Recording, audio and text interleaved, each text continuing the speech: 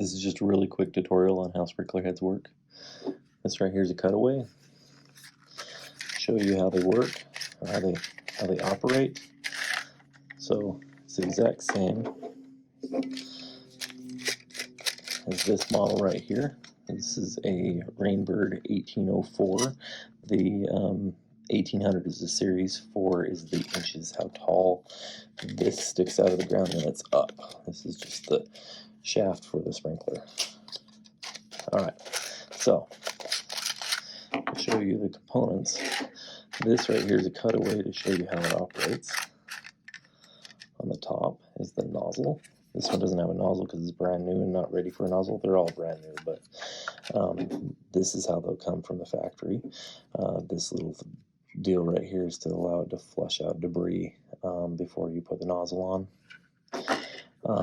So basically what happens when water, here's your threads, when water enters here, it'll fill this cavity and force this up like this. Force this up till it seats right there, and it will seal this. Well, this normally seals pretty good anyway, but it will seal it even better, and then allows water to spray out here with whatever the pattern is on here. They will show, there we go.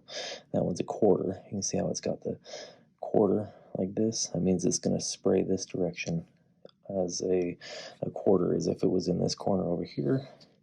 It would cover the screen like this, sort of the ground is the same way. So what this is for here, so that if you're wondering, the spring obviously gives it tension. Oh, and by the way, this shaft is hollow. Not all of them are. If I was to pull this off,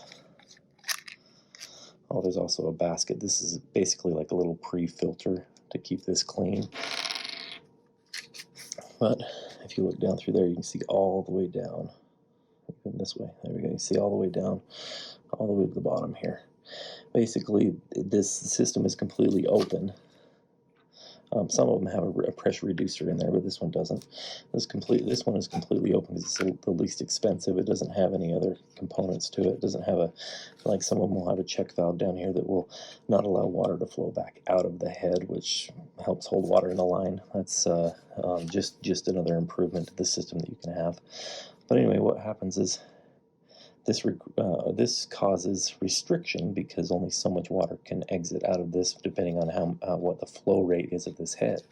So when this fills up, this pressurizes and it causes it to push it up. Once it pushes it up, then the head will operate properly because this will actually be at full pressure of what's in the actual system. Well, close. It'll be reduced by the amount of pressure that's on the spring.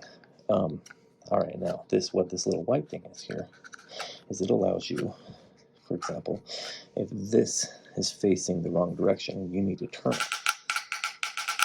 You can turn it like that, and now it faces the other way. This is what allows it to hold by holding into these little tiny grooves right here along the edges, and then it has some little notches in there.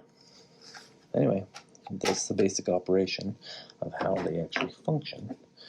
Here's a swing joint. This is how it would be put into the ground. This is where the lateral line would be. It would be running out this direction and this direction. And this is just 2 elbows and some plenty pipe.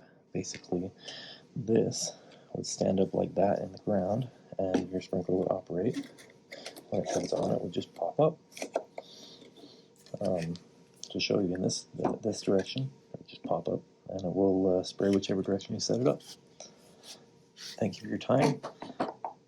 If you like this video, please hit the like button.